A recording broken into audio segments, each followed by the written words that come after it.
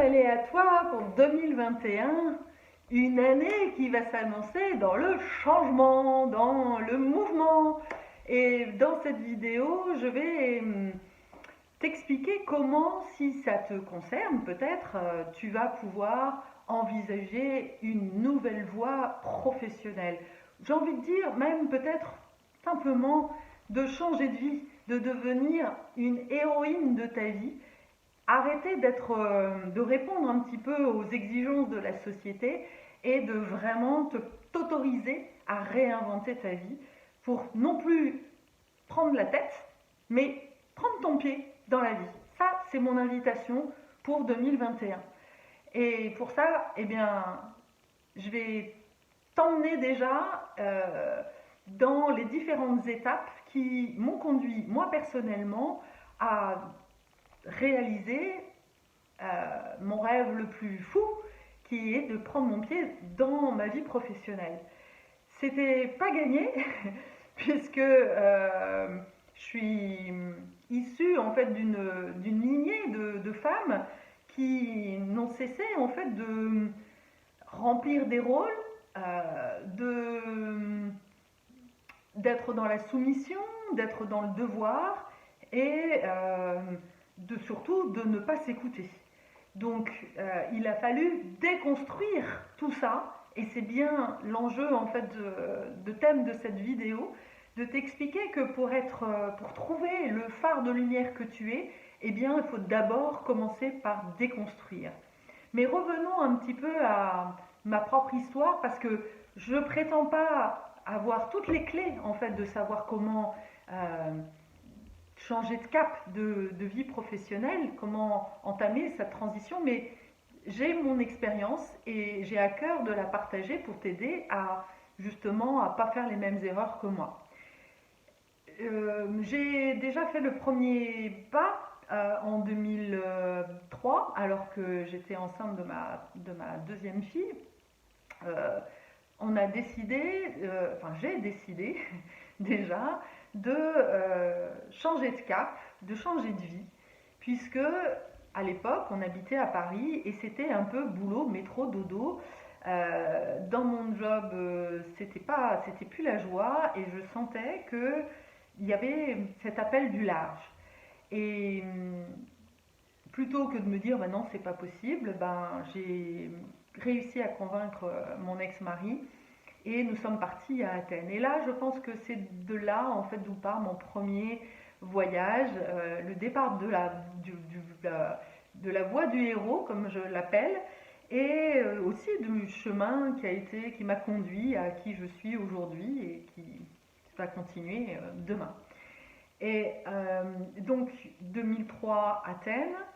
Là, je ne suis pas complètement heureuse, mais vu que mon programme par défaut de la vie de couple, c'est que la vie est dure, que voilà, finalement, l'exemple que j'ai eu de mes parents, c'est pas un couple super amoureux.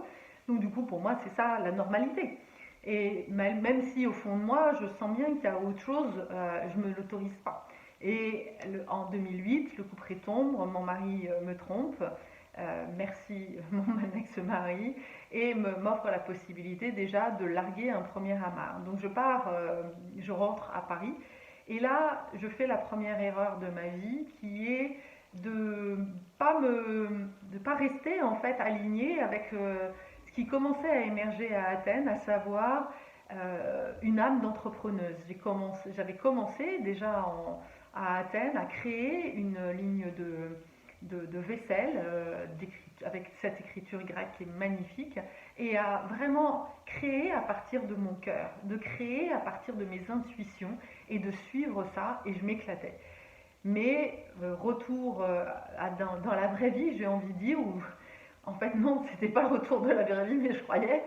Et je me sens responsable de 3 enfants et donc là je repars plutôt dans l'ancienne vie, dans la vie ordinaire et je repars en fait dans une obligation de gagner ma vie et je repars dans des organisations bien lourdes, les assurances pour ne pas les nommer.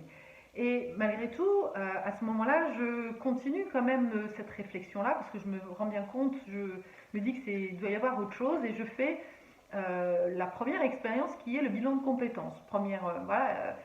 C'est ce qu'on fait en général quand on cherche à changer de job, on fait un bilan de compétences. Et ben, ma première expérience est complètement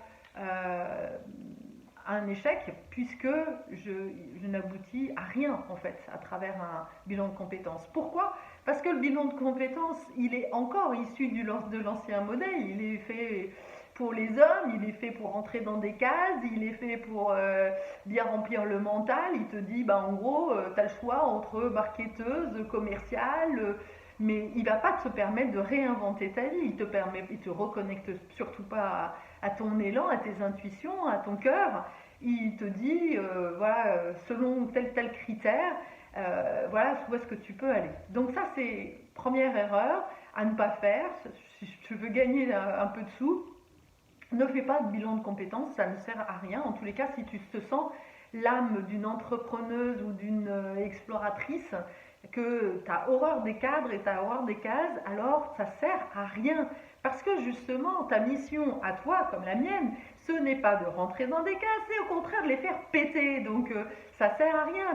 Ton parcours, ta vie, elle est faite justement de nouveautés et ta mission de vie est de réinventer, d'inventer un job autour de toi, autour de qui tu es. Mais pas de... En fait, ce qu'on nous a appris depuis des années, que ce soit pour les hommes ou pour les femmes d'ailleurs, c'est l'entreprise va créer des jobs et toi tu dois rentrer dedans. Même si c'est un peu à l'étroit, c'est pas grave. Tu dois te contorsionner, tu dois te serrer et suivre les règles de l'entreprise et on te le fait bien comprendre. On te fait tu dois te soumettre aux règles, et on te demande surtout pas de t'exprimer. Et dès que tu cherches à exprimer qui tu es, on te dit ah bah non, même si quelque part on t'y invite, parce que plus tard je vais avoir le droit de m'exprimer dans ce qu'on appelle les retours d'expérience, je sais plus très bien comment ça s'appelle, quand tu arrives dans une nouvelle boîte,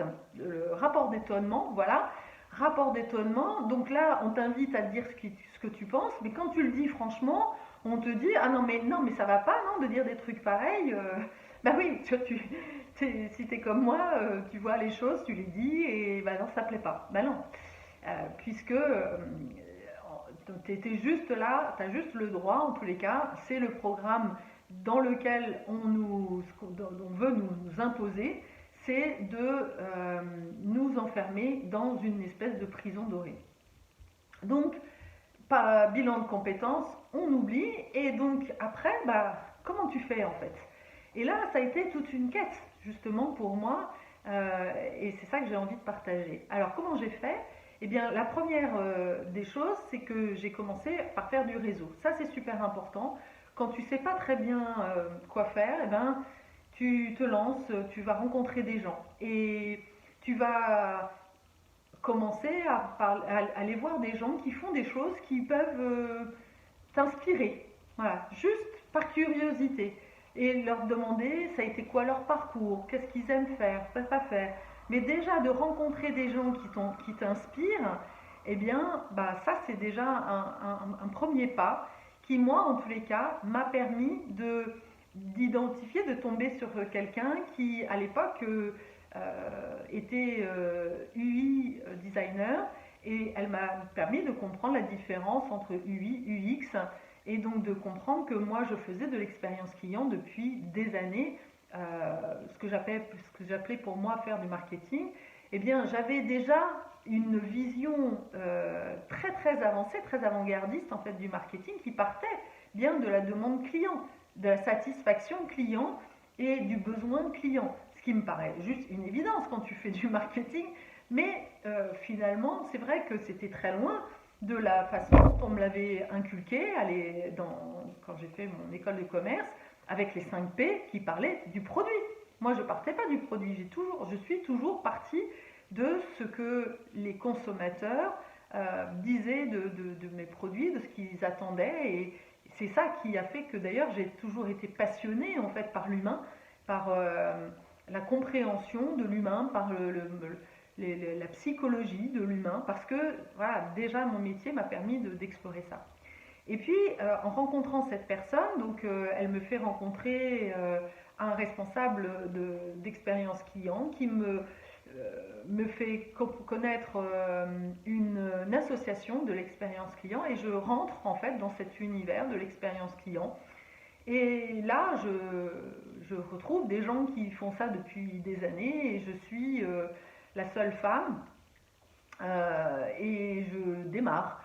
Et à ce moment-là, il y a une des personnes qui fait de l'expérience client qui fait passer un message comme quoi il est formateur pour les échos et que cette formation il ne peut plus en fait la faire parce qu'il vient d'être embauché en tant que CDI.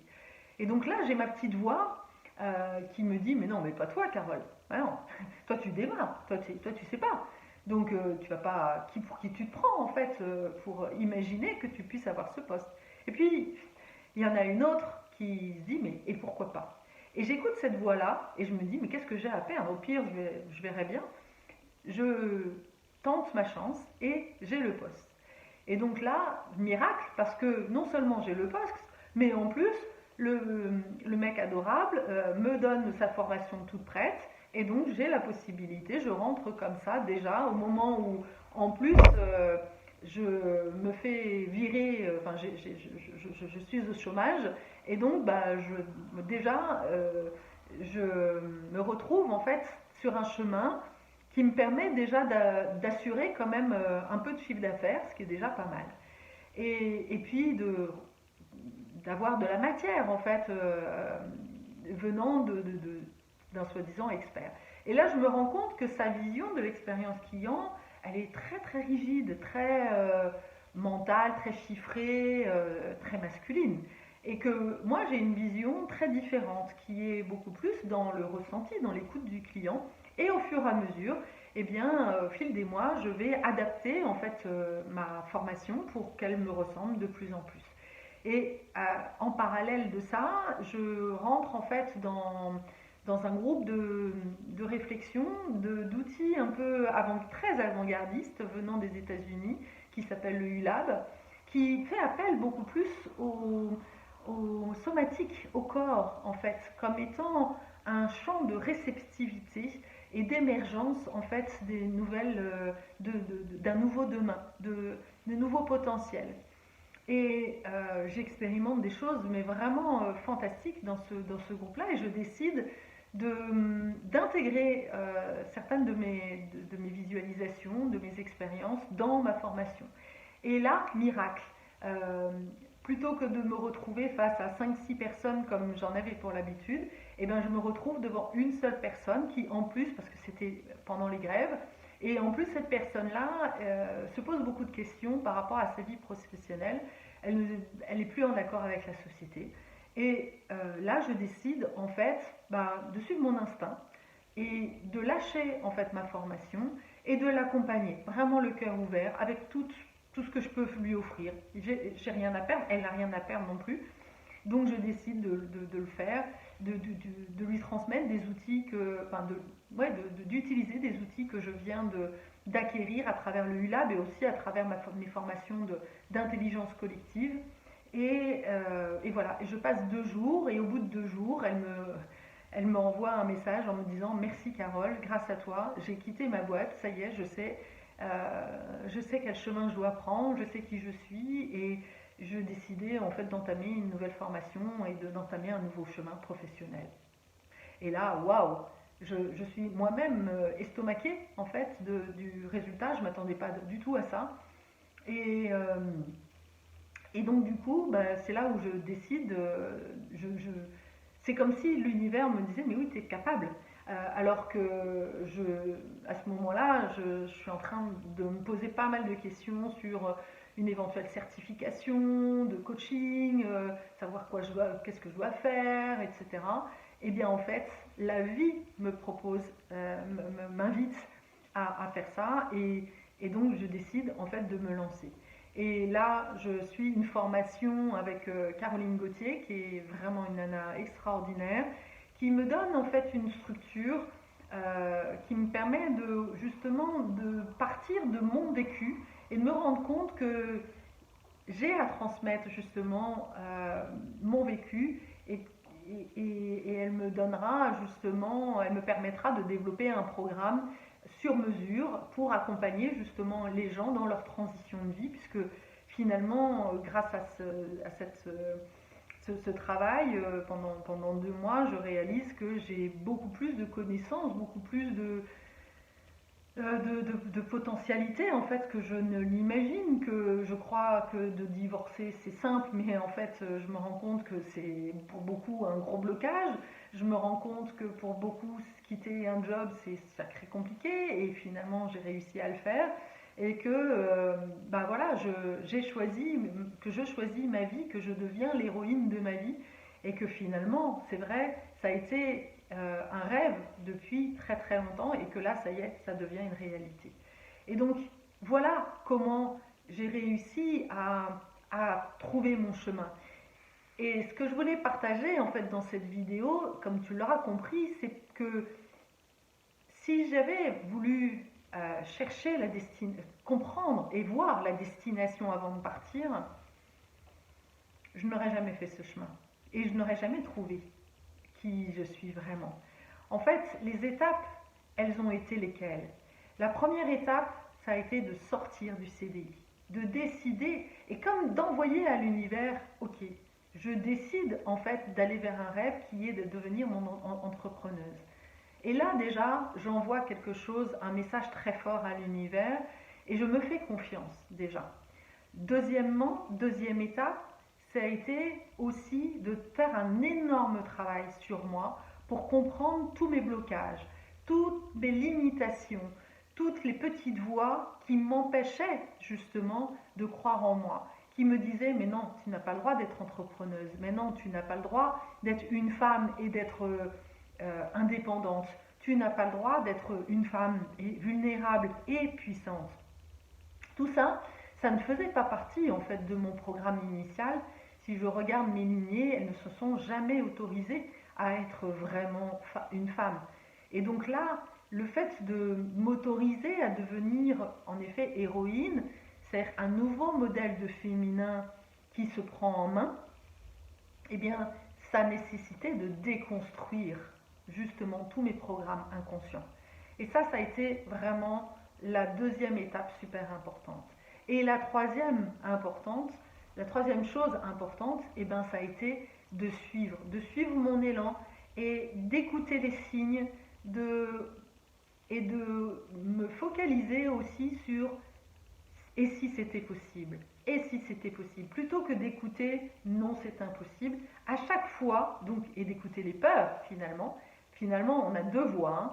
On a la voix de la peur qui nous dit reste chaud, reste dans la sécurité, parce que sinon, et qui imagine le pire, hein. Et puis il y a la voix de l'amour, du cœur, qui te dit mais si, vas-y, crois en toi. Tu as du potentiel, tu as bien plus de potentiel que tu ne le penses. Et je peux t'assurer que tu as un potentiel de malade, mais que tu n'en as même pas conscience. Et que je suis là justement pour te permettre, grâce à tous les enseignements que j'ai pu comprendre à travers ce chemin-là, de vraiment te montrer en fait que tu es bien plus lumineuse que tu ne penses. Si on enlève toutes ces programmes, toutes ces croyances inconscientes, alors tu vas commencer vraiment à voir qui tu es et à te reconnecter à tout ce que tu as pu faire dans ta vie que tu n'en as même pas conscience. Donc ça, c'est vraiment les 3 étapes. Et puis, il y a un moment donné où, bah oui, c'est oser aussi. Ça, je pense que c'est la 4e étape qui est fondamentale. C'est oser de démarrer tout en n'étant pas parfaite. Voilà, c'est oser l'imperfection. Et ça, là encore, c'est un sacré challenge parce qu'on m'a donné cette injonction d'être parfaite quand je suis née, en tant que femme, en tant que fille. On nous demande d'être parfaite, c'est bien connu. Un mec qui tombe sur une candidature, enfin un poste, une proposition de poste, s'il n'a que 20% en fait des compétences, il va se dire qu'il a du potentiel, qu'il peut y aller. Une nana, 100% en fait des compétences, elle va se dire non mais c'est pas pour moi. Donc on est vraiment programmé pour se mettre une pression encore plus forte en fait que la majorité des hommes. Et ça, il faut vraiment en avoir conscience de tous ces schémas qui nous limitent et de les libérer. Les schémas donc de tes parents, les schémas de la société et de vraiment de, de casser les carcans et d'écouter beaucoup plus son intuition. C'est tout un travail, c'est tout un chemin initiatique. Et voilà, si justement tu as envie de vraiment découvrir pourquoi tu es faite, eh bien, et que tu te sens que tu as besoin d'aide, eh bien, je suis là pour toi. Parce que en plus, j'ai un don qui est justement de voir ton potentiel, de très vite comprendre. Et ça, même dans ma vie professionnelle, j'avais mes collaborateurs, j'arrivais très vite à leur dire, mais en fait, toi, t'es pas faite pour ça, t'es faite pour ça. J'ai embauché des nanas, ma première assistante, je l'ai embauchée, elle avait 22 ans et elle n'avait même pas conscience de tout son potentiel et je lui ai montré, elle est devenue en quelques années secrétaire de direction parce que je savais qu'elle avait du potentiel. J'identifie, je vois le haut potentiel en toi. Et je vois ouais, ce que toi, tu n'es même pas capable de voir de toi. Donc, de la même manière que en écoutant aussi, c'est juste par mon écoute, par cette capacité intuitive, euh, on est en résonance et je te guide vraiment vers ce qui fait du sens pour toi. Et je te donne des outils aussi qui te permettent de visualiser, de te reconnecter finalement à ton phare et à ce qui te met en joie en fait. Et ça c'est pour moi le plus beau cadeau que tu peux t'offrir pour 2021. Donc si tout ça te parle, te tente, si tu es tenté par cet appel à l'aventure, parce que c'est une sacrée aventure de découverte de soi, d'une nouvelle version de soi et ouais, comme si tu quittais un port et que tu étais tel Christophe Colomb à aller découvrir les Amériques et où il y a des nouvelles épices, des nouvelles senteurs, des nouvelles et tu vas voir que tu vas vraiment découvrir plein de belles choses à travers tout ça. En tous les cas, c'est le voyage que je te propose. Si tout ça t'appelle, encore une fois, ben, n'hésite pas à me contacter, à me demander une séance individuelle pour qu'on puisse échanger et voir que je t'explique un petit peu comment ça peut marcher. Voilà, ce que je te propose, ce que je t'offre pour cette année 2021. Mais en tous les cas, je te souhaite le meilleur, de te reconnecter à ton cœur, à ton corps. C'est vraiment mon invitation déjà. S'il y a une chose à faire dans ce bas monde, c'est de devenir des créateurs. Et pour ça, il faut revenir à soi et de se couper de la tête, parce que la tête ne fait que nous répéter des choses que l'on connaît. Il nous fait tourner en rond. Et si on veut arrêter de tourner en rond, alors il faut qu'on se reconnecte à notre corps qui a un potentiel de malade. Voilà. Et bien écoute, à très bientôt.